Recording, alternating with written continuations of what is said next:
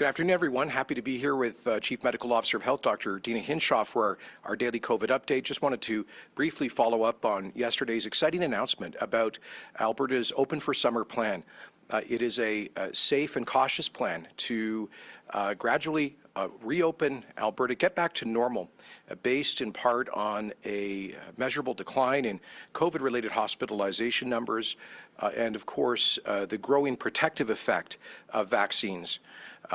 This is Alberta's response to the science of vaccines, of population protection, because at the end of the day, we cannot permanently rely on damaging public health restrictions to protect our public health from this pandemic, especially since we now have the incredibly powerful and effective tool of vaccines that have, in jurisdictions where there has been widespread use of vaccines and other forms of protection, like from natural immunity, we have seen those jurisdictions be able to open up, get life back to normal, while continue to observe significant declines in pressure from COVID, including new cases and hospitalizations. I'm pleased to see today that we continue to see a decline in our COVID numbers, as Dr. Hinshaw will report, and in our hospitalizations. As you know, one of our central concerns throughout has been the particular pressure on intensive care units, and we've now seen very clearly that about 10 to 14 days ago we reached our peak at about 188 ICU admissions. That's now down to 150 over just over a week and a half. So a very encouraging sign of pressure abating. Once again, a great word of gratitude to all of the frontline healthcare professionals who've been working under great stress for months now, in the hospitals generally, but also in intensive care. And finally, once again, a renewed call to Albertans to sign up and help us to crush COVID with the vaccine. That's the way that everyone can do their part. I know I've been hearing from some people a concern that we are supposedly coercing people into getting the vaccines by tying the rate of population protection to our prudent plan to open for summer. But the truth is that getting a vaccine is a voluntary decision that individuals must make, and that's why Alberta is actually, the Alberta legislature is set to pass an amendment to the Public Health Act to remove the mandatory power of government to coerce people to take the vaccine. That's been a power found in the Alberta law since, we believe, 1910. So just to underscore that this is a free choice, we are repealing that power because we had no intention of using it, and nor do we have any intention of using vaccine passports. But none of that changes the fundamental fact that the most powerful way that you can protect yourself, your family, your loved ones, friends, and neighbors, and the most powerful thing that you can do to help protect our broader society and accelerate our return to normal is to get the safe vaccine. We've administered over 2.5 million doses to over 2.5 million Albertans. Of course, there's about 9% who have received a second dose, but 2.5 million doses, 2.2 million Albertans who have received at least a first dose. And we have closely tracked 385 adverse outcomes from those 2.5 million doses. You can do the math yourself, but it's clear that these vaccines are 99.99% safe. In fact, out of those 385 adverse events, the vast majority have resulted in minor symptoms like nausea.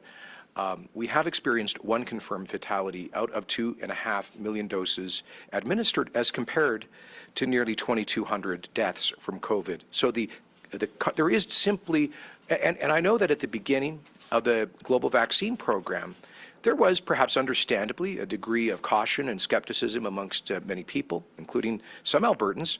I understand that.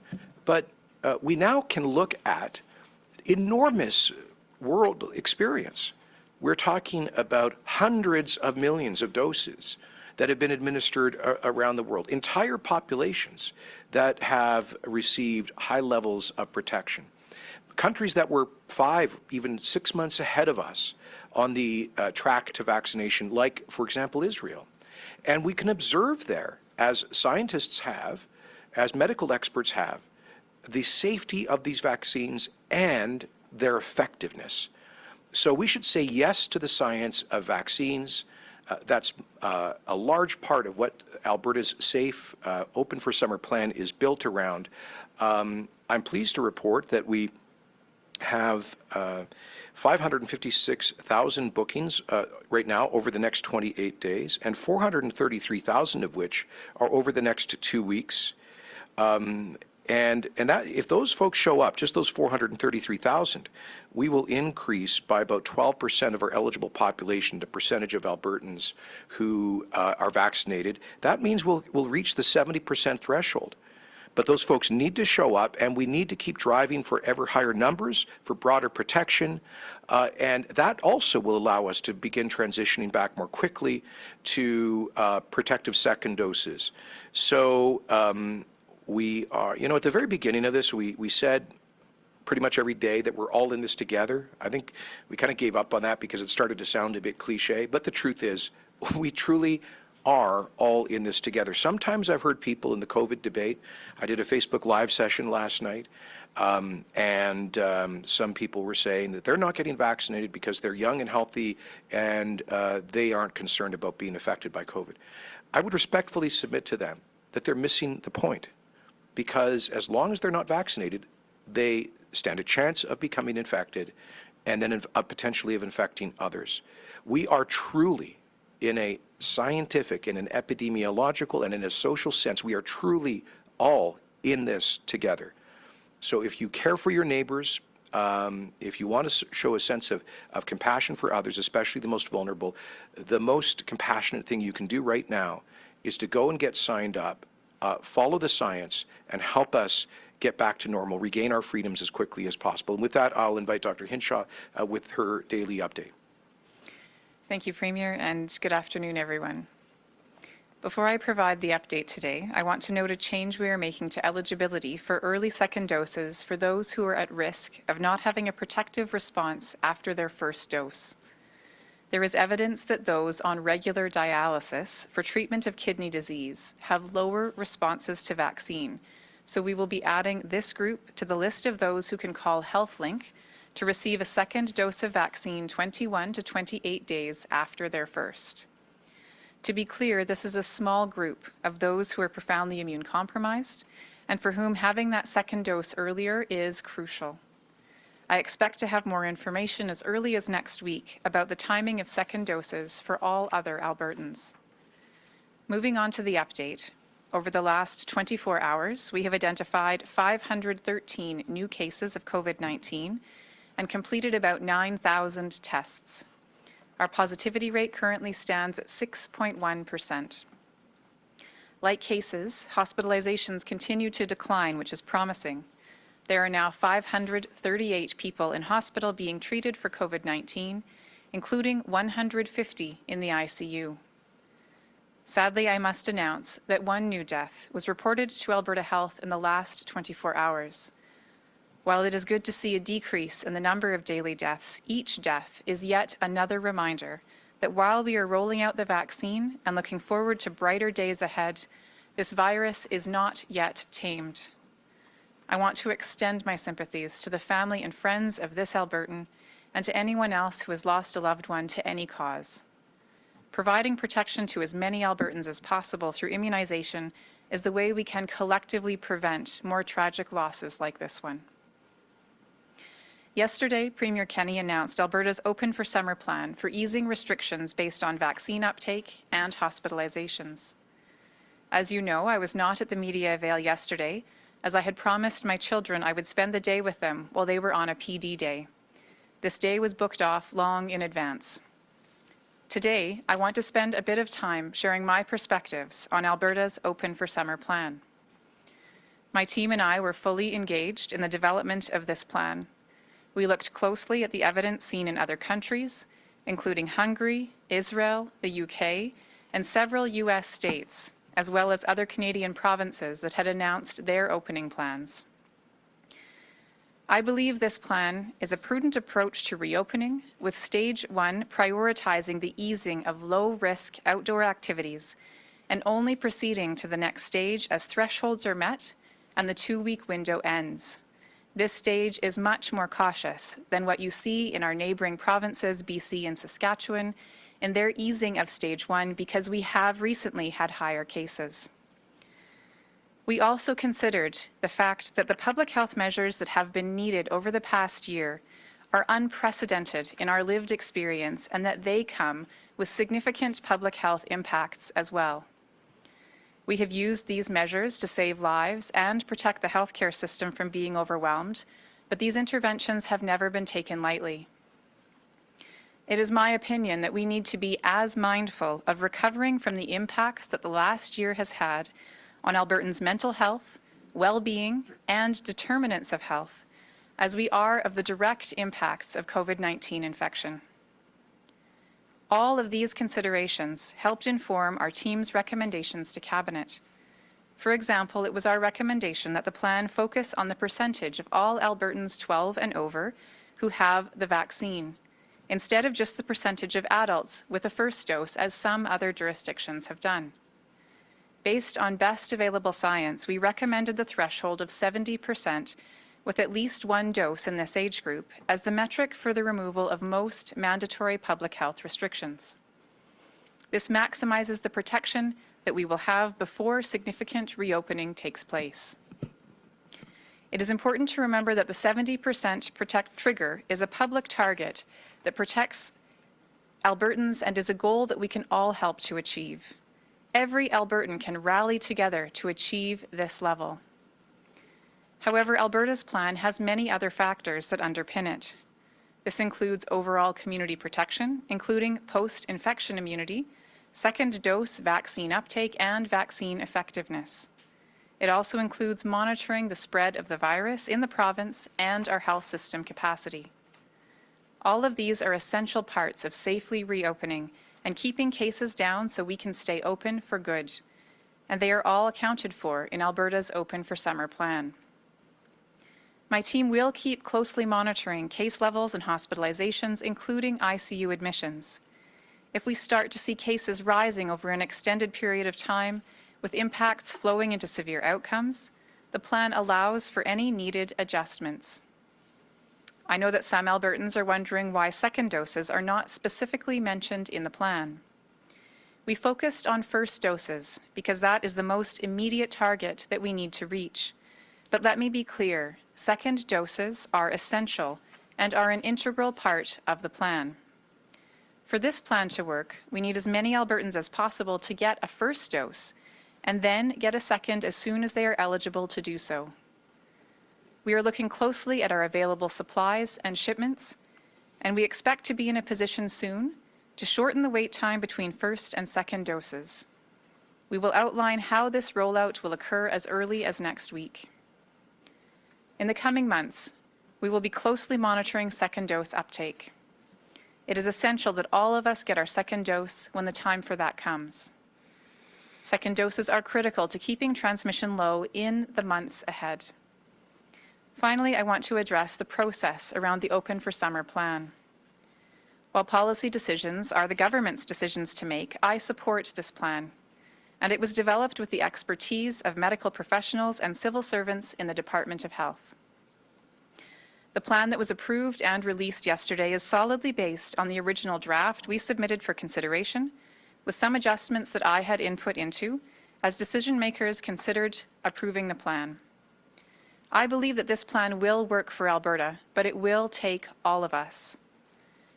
Just like it seemed it was not going to be possible for businesses to reopen and for the Calgary Stampede to take place following the 2015 floods, a massive collective effort accomplished the difficult task of making this happen.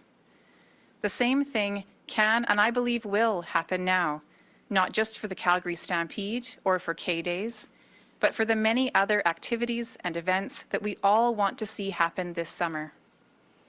On surveys I've seen asking what people are most looking forward to after the restrictions are lifted, most people talk about simple things, like gathering with friends and family to have a meal, or celebrating a milestone together. Instead of physical movement of mud and debris, this time we can succeed as long as Albertans heed the call to be vaccinated in record numbers and keep doing everything possible to stop the spread by following current public health measures. We will also be more successful together if we are respectful of each other, focus on the task at hand, and ask how we can best support each other. If you hear questions about vaccine safety, direct people to reliable sources of information. If you hear questions about why masks are still required, remind those asking of the fact that we still need to protect each other as we work to hit the vaccine coverage targets. Even past the point in time when mandatory COVID measures are lifted, we will still need to support each other in taking the precautions that are needed. For example, those at higher risk of severe outcomes may still want to wear masks or avoid crowded indoor places for a while after mandatory measures are eased. That's okay, and the more that we can be compassionate with each other in what we need, the better we will be able to navigate the challenges that the post-restriction period will bring. We have now administered more than 2.5 million doses of vaccine. In the coming weeks, we will be doing everything we can to make sure that all Albertans who are eligible have every opportunity to receive the vaccine. Appointments are available in every region and community. If your appointment for a first dose is still weeks away, there probably is one much sooner. Try searching for an earlier appointment at a pharmacy or Alberta Health Services location near you. They may have a spot available as early as tomorrow. Just please be sure to cancel your old appointment if you do find a new one. As announced earlier today, we are also looking at new ways to help reach Albertans in areas where vaccine uptake is lower. AHS will be launching a drive-through clinic in Calgary's northeast next week to help get more people protected. We are also looking at temporary clinics or other tools to help increase uptake in other areas of the province as well. We are at a crucial point in the pandemic, a point where each of our actions have the potential to bring us one step closer to a post-pandemic life. I urge all Albertans to seize the opportunity in front of us. That means getting vaccinated. It also means being part of the solution by continuing to closely follow the rules as long as they are in effect. To the vast majority of Albertans who have done the right thing from the beginning, thank you for sticking it out a little while longer. You have helped us get to this point. To those who may not have closely followed the rules so far, it's not too late. You can still do your part and make a difference. From the beginning of our pandemic response, I have said we are all in this together, as the Premier just said. While the past 15 months have challenged us and at times divided us, this fact remains more important than ever. Every choice we make, together, is another opportunity to get us closer to the end of the pandemic. Thank you, and we're happy to take questions. Great. Thank you, Dr. Hinshaw. Just a reminder to our journalists on the line here to please keep your questions brief so we can get to as many as possible. And a reminder as well that you will have one question and one follow-up. And with that, operator, can you please put through our first caller? First is Julia Wong with Global News. Go ahead, Julia. Hi, this question is for Dr. Hinshaw. There are only 2 weeks between when a benchmark is reached and when the next stage comes into effect. Now, we've heard in the past that it normally takes 2 weeks to see what impacts changes to restrictions make. So how does a 2-week gap between stages make sense from a medical and scientific perspective? We wanted to make sure that between hitting one trigger and then moving to that particular opening stage, there was a full 2 weeks so that people were achieving a level of protection. We know that when people first receive their immunization, they don't have a significant level of protection in the few days following that. We know that we start to see a difference in the protection that vaccine offers at that 2-week mark. And so it was important to make sure that when we hit those metrics, we weren't moving immediately to opening up our measures or increasing activity levels, but we were waiting for that immune response to mature and to be able to have the full impact. It's also important to remember that when we hit a particular target of a certain percentage of Albertans 12 and over being immunized, many of the people in that group would have received vaccines in the days and weeks prior to that. So hitting that target and waiting the 2 weeks, again, gives that maximal opportunity for protection to come into effect and to therefore, again, allow these levels of protection to increase as we slowly ease the public health measures. And do you have a follow-up at all, Julia? Yes, I do. Thank you. This will be for Dr. Hinshaw and the Premier. Dr. Hinshaw, you mentioned that we'll hear more about second doses next week, but AHS says that there are 100,000 available vaccine appointments over the next 15 days. So if appointments are available right now, why not use them for second doses? It's important to know that the available appointments that they're talking about, most of those aren't, today, tomorrow, and over the weekend. The majority of available appointments really start opening up towards mid to late next week. And so again, we're looking at that. We want to make sure that all Albertans who are eligible for their first dose have that opportunity to sign up as soon as they're able to in a location that's convenient for them. And that availability that you mentioned is the reason that we're considering that second dose beginning. But again, given when those appointments start opening up towards the middle to later part of next week is, again, part of the timing of considering the announcement and wanting to make sure that we do provide that full opportunity for those who have not yet gotten their first dose or who may be booked for a first dose, say 3 weeks down the road, but may want to find an earlier appointment. Now is the opportunity to do that. And again, we should have information about second doses by next week. And I would only add to that comment that Alberta, fortunately, is further ahead, is much ahead of the other provinces with respect to second dose administration. We have twice as large a percentage of our population who have received the second doses versus the national average across Canada. So we've got a bit of a head start, which is good news, as we will begin moving into the broader administration of second doses per the announcement that you can expect next week. Thanks very much. Operator, can you please put through our next caller? Next is Jeff Slack with 660 News. Go ahead, Jeff. Thank you for taking my question. This one's for Dr. Hinshaw. This Open for Summer plan is largely based on people at least getting one dose of the vaccine. Even if we get to that 70% population of coverage, is there still a risk that people can end up in the hospital? One of the things that I've been talking about with my colleagues across the country is the challenge that we will collectively have as we transition into the next part of the pandemic. COVID-19 is not going to be eliminated. And just like we have influenza season every year, like we have other risks of every activity that we undertake, there will continue to be some risks from COVID-19. But what is really important is that we are balancing the risks of the extraordinary measures that are in place with the risks of COVID-19. And so as we are encouraging all Albertans to take the opportunity of being vaccinated to protect themselves and others, we again want to make sure that that level of community protection is high enough to mitigate the possibility that waves of transmission could severely impact the healthcare system or could result in surges of people who are unfortunately dying. And I believe, based on looking at global comparators, looking at the effectiveness of the vaccine, and looking at not just that proportion of 70% plus with at least one dose, but based on incoming vaccine supply, again, I believe as we're hitting those targets, that we will be able to also increase that second dose protection by that time. I believe those metrics help us to achieve the goal of no longer risking overwhelming our healthcare system and protecting the majority of Albertans. And then at that point, just like we all need to navigate risks in our lives, individuals will need to navigate those risks based on their own individual profile and the protective measures that they need to put in place. And of course, over the summer months as we're transitioning, even though the mandatory measures will be lifted, it will be important for all of us to consider how we can continue protecting each other, staying home when we're sick. Those kinds of basic things will continue to be important.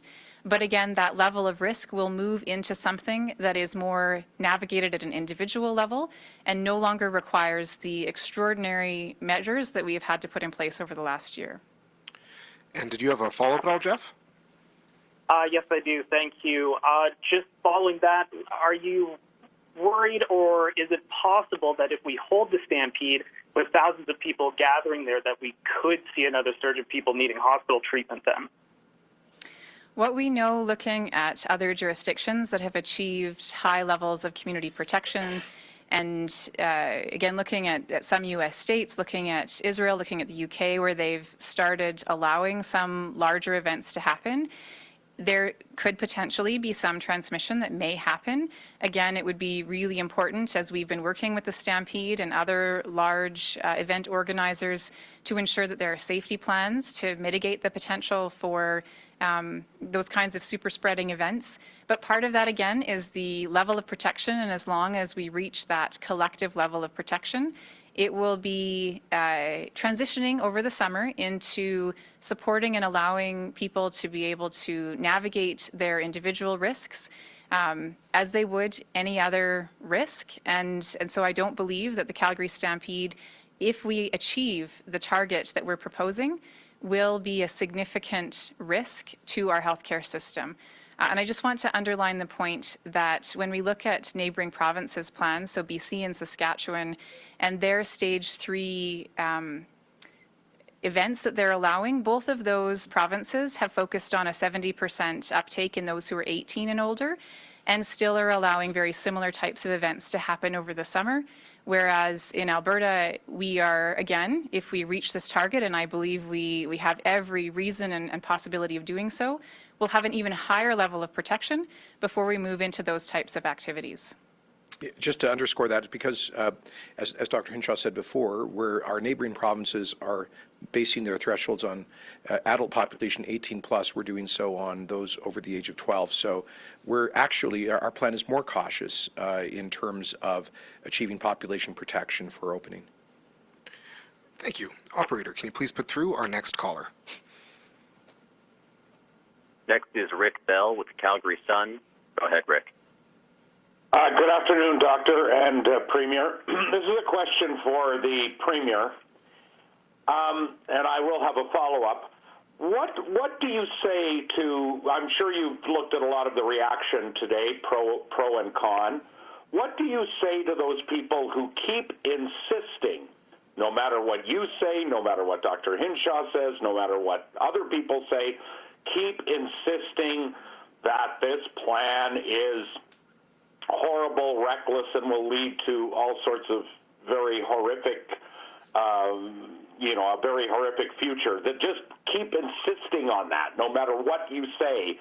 I mean, what can you say to sort of pierce through that particular point of view? Well, I guess I would put the onus on people with that critique. If 70% population protection is not adequate, then what is?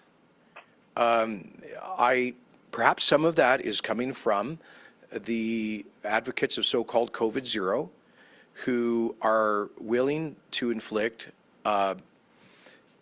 endless damage on our broader social health in order to completely eliminate risk. But eliminating risk with a disease like this is effectively impossible. The Spanish flu continued to circulate as a virus until the 1950s.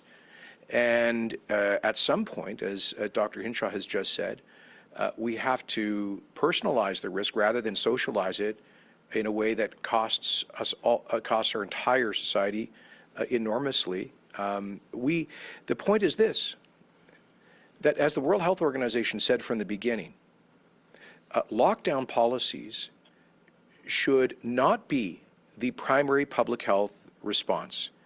They should only be used because of the damaging, their collateral damage. I'm paraphrasing the WHO, but they should only be used to flatten the curve, to expand your healthcare capacity and avoid your hospitals from being overwhelmed. That is exactly how we have used restrictive policies in a targeted way in Alberta. But the notion that we should put our entire society on virtual indefinite hold, inflicting massive collateral damage on people's lives and the exercise of their constitutional protected freedoms is, I don't think, something Albertans would accept. I'll just go one step further on this, Rick. I find it peculiar that as we kind of move to this hopefully last stage of the COVID debate, we see a kind of strange alliance coming together of those on the two polarities of the debate, the two extremes of the debate, because they're both now questioning or doubting the efficacy of vaccines. We have some vaccine skeptics who, that's just their reflective position and are opposed to the government promoting vaccines. And on the other end of the spectrum, with those who support hard lockdowns, they're essentially telling us that vaccines are not actually a way out of this, regardless of the real lived experience in jurisdictions with high levels of population protection. So I would respectfully suggest to those folks that they are undermining public confidence in the protective effect of vaccines.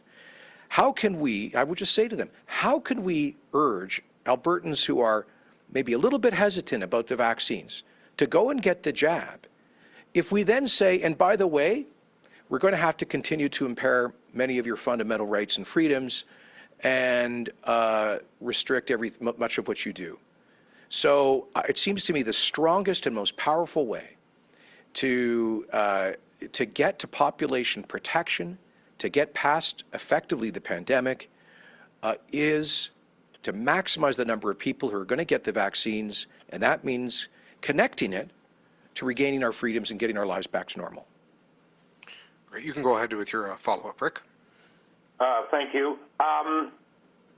Premier, everybody who takes a position on a public issue thinks that they have the support of most people in their jurisdiction. What kind of support do you think you have among Albertans for this particular plan 24 hours after it's been rolled out? Good question, Rick. So as you know, we've been doing a lot of public opinion research throughout the pandemic, so we can see, we can understand the public's willingness, for example, to get vaccinated, their tolerance level for restrictions, their compliance with those restrictions, and all of those other things. It's important for us, because we're dealing with the whole of society here in really big ways, to know kind of what people are thinking.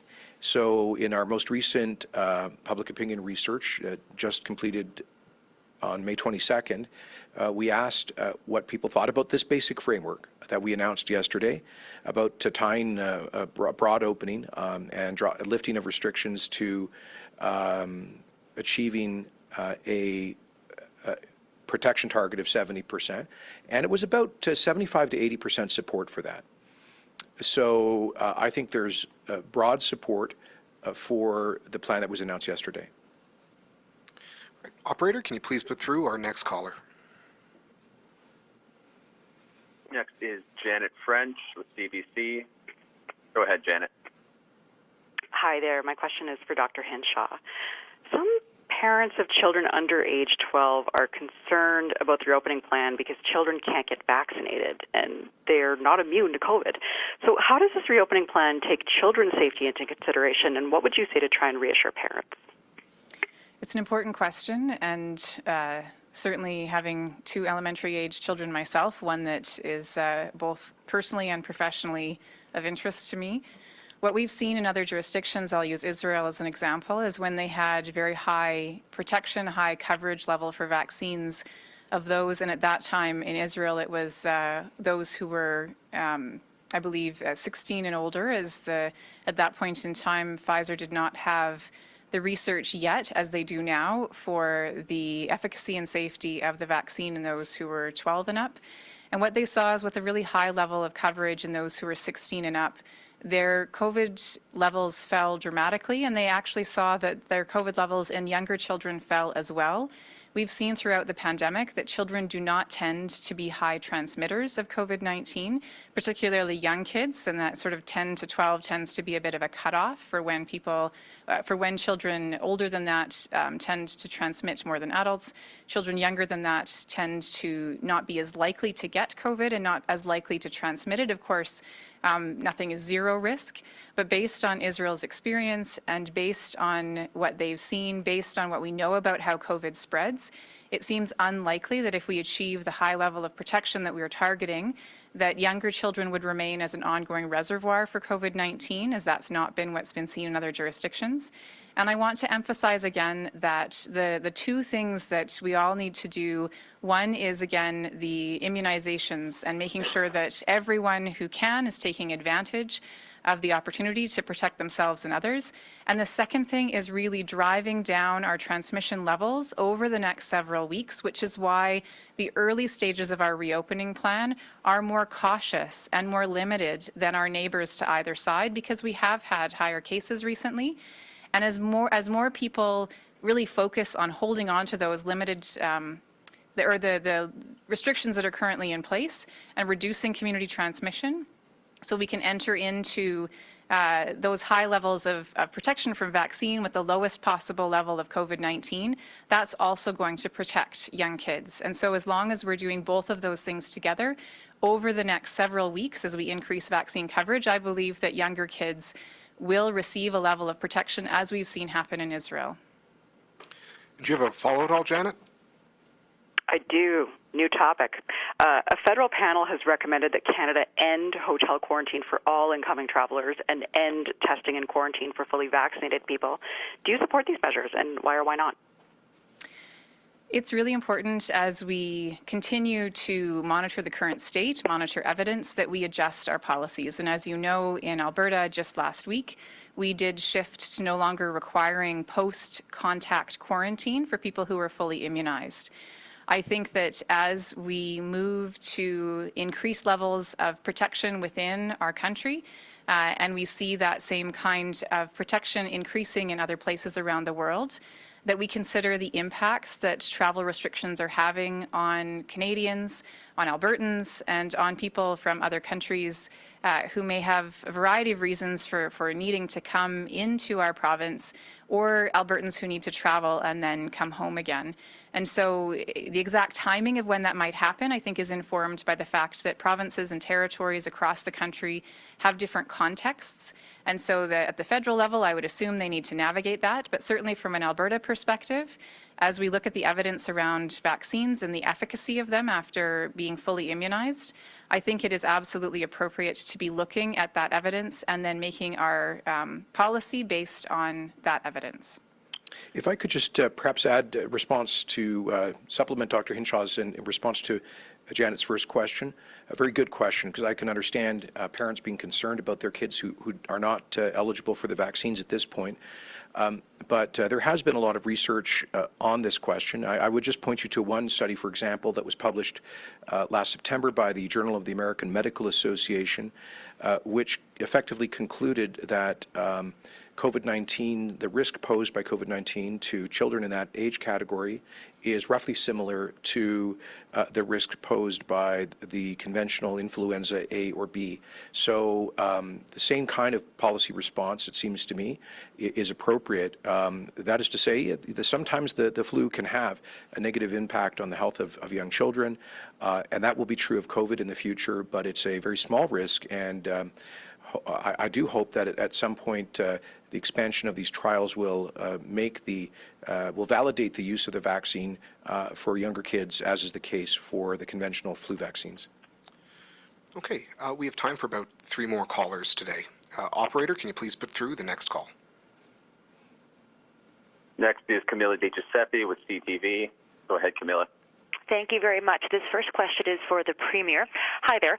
Last night you suggested that there was very little sense of giving people vaccines unless we opened up business as usual. However, most medical professionals say one vaccination does not get us to a safe place, and that 2 vaccinations make for a much safer opening or transition. To suggest that people who do not support your plan do not believe in vaccinations is untrue, and some would agree that despite your calls not to politicize this issue, it appears that is what you are doing. So why do you choose this approach? I must confess, I find that a little confused by your question, and I'm not sure what you're ascribing, what statement you're ascribing to me last night. The basic point I'm making is this, that the more quickly we get population protection driven by vaccines, the more quickly we can safely lift public health restrictions and basically replace restrictions with vaccines as the primary tool to prevent viral spread. And this is not a novel idea. It is, I would think, what every jurisdiction around the world is aiming for. It's what a number of jurisdictions have successfully achieved. So I don't think it's really debatable to suggest that vaccines are our ticket to getting past the pandemic and getting our normal lives back. Of course, we have to do that in a careful and prudent way. That is what we are trying to do with Alberta's Open for Summer plan. In speaking about those who I just characterized in response to Rick Bell I think kind of two extreme positions I see in the debate, which people have a right to articulate in a free society for sure. One is a hardcore opposition to vaccines, which for some people seems to be kind of a deeply set belief, and they in part believe that vaccines are not effective. I was responding to one caller last night who said that, or one questioner on Facebook Live, who said that, in fact, the hospitals are filled with people who have received vaccine shots. And my response was that I believe the Public Health Agency of Canada has tabulated data, and Dr. Hinshaw might know the exact number better than me. My recollection was that out of about 22 million doses administered in Canada, they've identified about 6,800 that led to people who had been vaccinated who were subsequently infected. And my point was that is evidence of, I said it's not impossible for somebody who's been vaccinated to get infected and ultimately to be hospitalized, but the chances of it are extremely low. So that's sort of one extreme of the debate, and I would say the other extreme is to say that we can't have confidence in the protectiveness of the vaccines and therefore have to maintain enormous impairment of people's fundamental rights and their normal lives. I think the prudent middle ground approach is to take yes for an answer when it comes to the scientifically proven protective effect of vaccines. And do you have a follow-up at all, Camilla?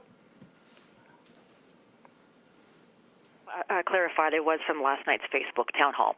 So my second question also for you, Premier, today you called the NDP the party of anti-vaxxers. Do you stand by that statement, and why? Well, I just refer exactly back to my last answer. People who are calling for a constant impairment of fundamental freedoms and lockdown policies, even after vaccines have got us to 70% plus population protection, are really putting in doubt the protective effect of the vaccines. The science is clear. The vaccines work. They save lives. They protect our healthcare system. They are the answer to the problem of controlling the virus without using the blunt and sometimes destructive instrument of public health restrictions.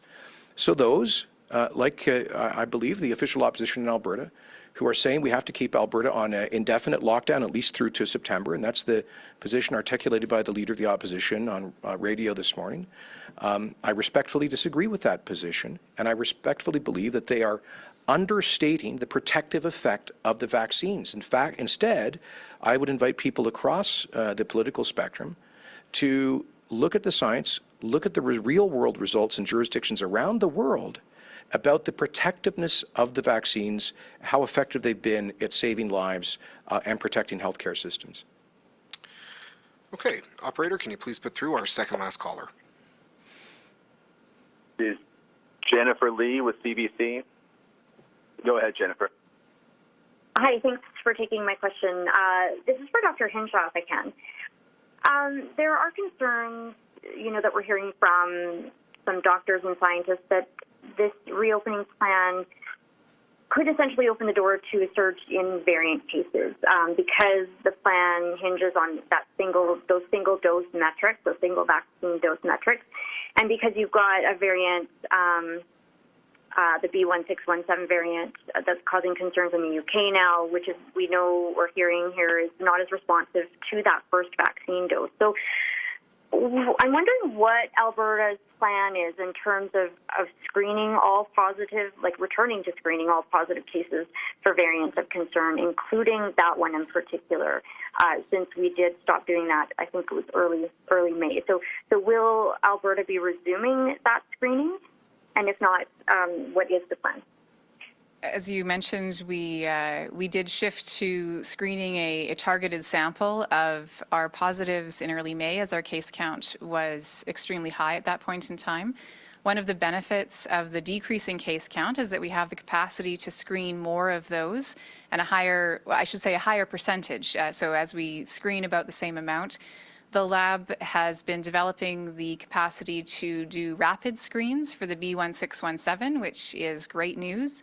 And we are working with them to determine what the most sustainable way is going forward to be able to identify variants, whether that's screening 100% of all new cases, or again, the targeted surveillance sampling that we have been doing to make sure that we're capturing variant status of any severe cases, any cases that are identified in somebody post-immunization, all outbreaks, with a geographic representation across the province.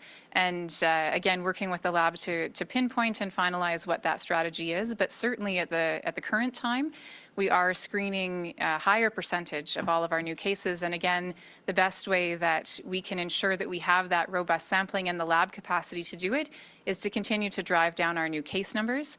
I would also just want to emphasize something that I said earlier about the fact that although the metrics are really focused on that 70% with at least one dose, we do anticipate very soon that we'll be able to make second doses available.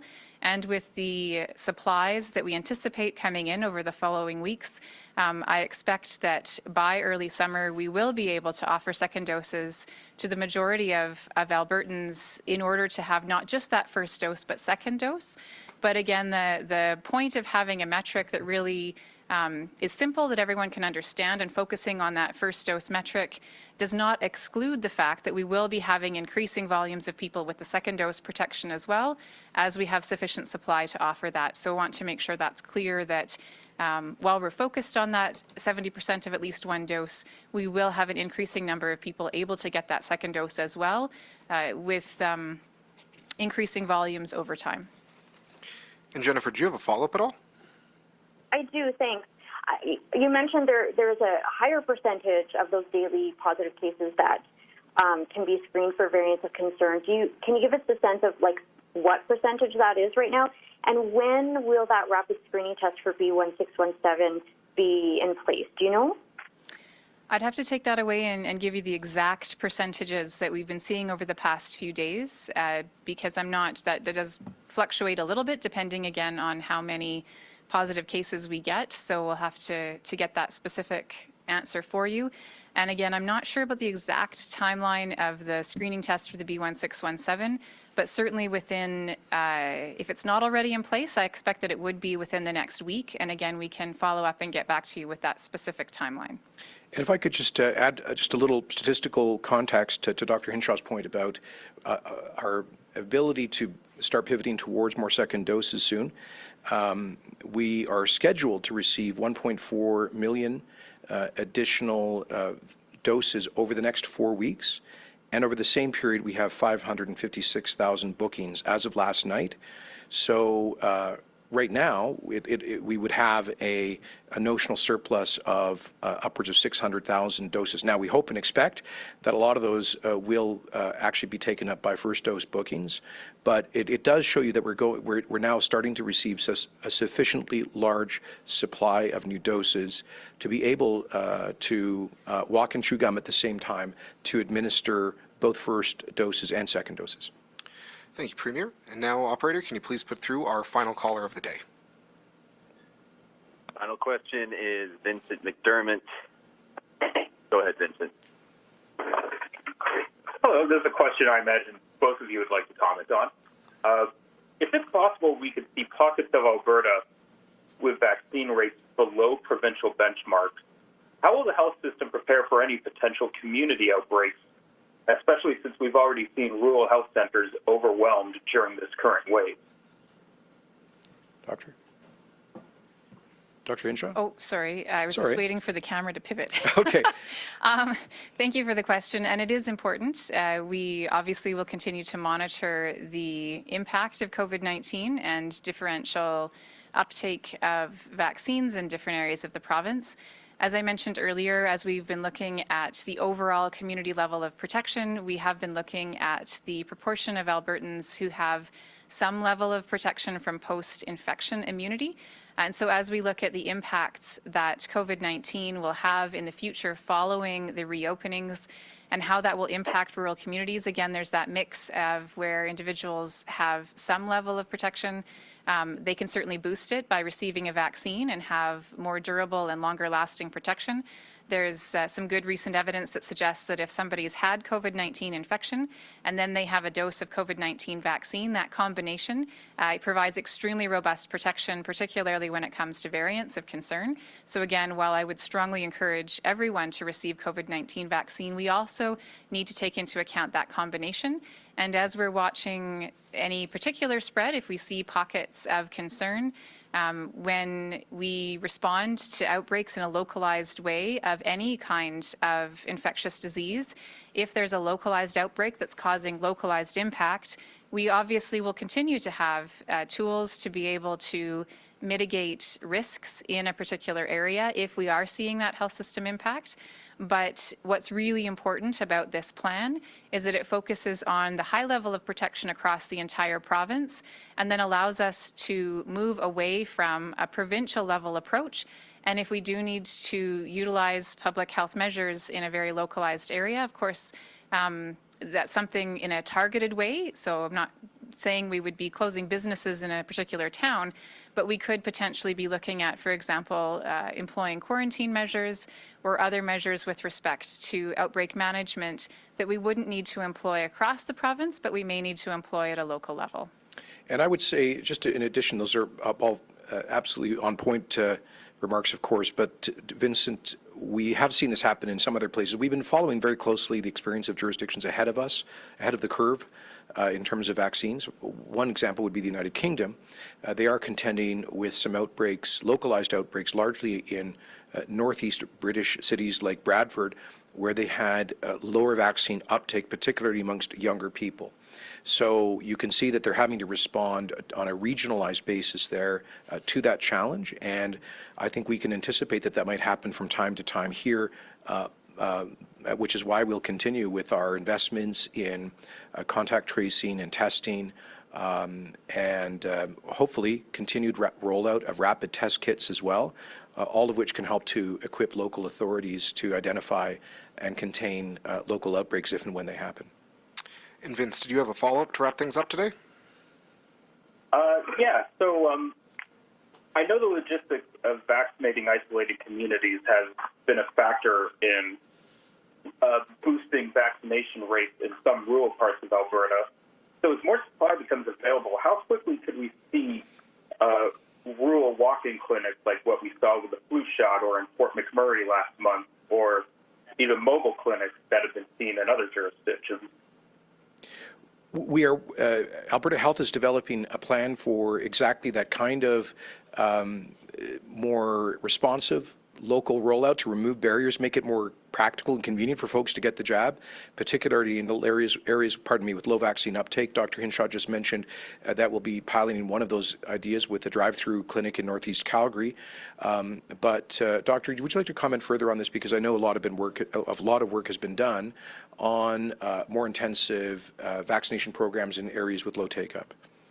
Sure, we're looking at areas, again, that have lower rates than the provincial average, and then considering what particular barriers may be experienced in those areas. So the same approach isn't going to work for every area, and we're working with Alberta Health Services and other partners to be able to identify what some of those barriers might be and then what might be effective in those areas. With respect to walk-in clinics like we are able to offer with influenza, one of the things that's important to remember about our COVID-19 vaccines is that they come in multi-dose vials. And so Moderna comes in a vial that has 10 doses in it, and Pfizer has a vial that has 5 doses in it. And right now, each of those doses is worth its weight in gold or more. Each of them are life-saving doses. And so it's important, especially in rural areas with small amounts of population, where there may not be a huge number of people come through in a particular day. Right now, we do need to focus on appointment-based. We're trying to lower the barriers as much as possible. And if at some point in the future we are able to have, for example, maybe single-dose vials or other opportunities to be able to give vaccine to 1 or 2 people without the concern about wasting doses, that would make those kinds of clinics much more easy to do. So we are looking at the option perhaps of walk-in in places with higher populations, maybe piloting them in areas where we could potentially anticipate more demand. But we need to be really careful that we're not setting up opportunities for vaccine wastage, while at the same time we give Albertans every opportunity and remove every barrier possible to them being able to access protection for themselves and those around them. Okay, thank you, Dr. Hinshaw. That concludes today's media event. Thank you.